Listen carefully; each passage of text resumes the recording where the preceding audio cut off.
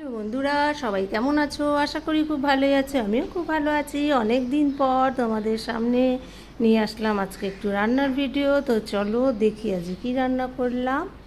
এই যে দেখো, এই ভাত করেছি আর করেছি এই উচ্ছে ভাজা,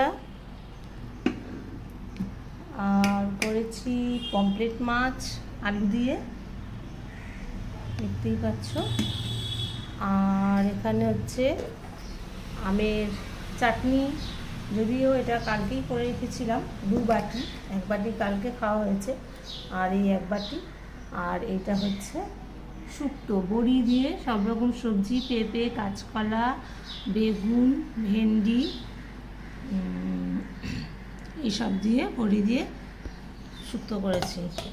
আর এদিকে দেখো এই অ্যালেক্সের ভাত করেছি কুমড়ো আর মাংস দিয়ে, ওর আর বোধহয় গাজর আছে, তো এই দিয়ে অ্যালেক্সের ভাতটা করেছি।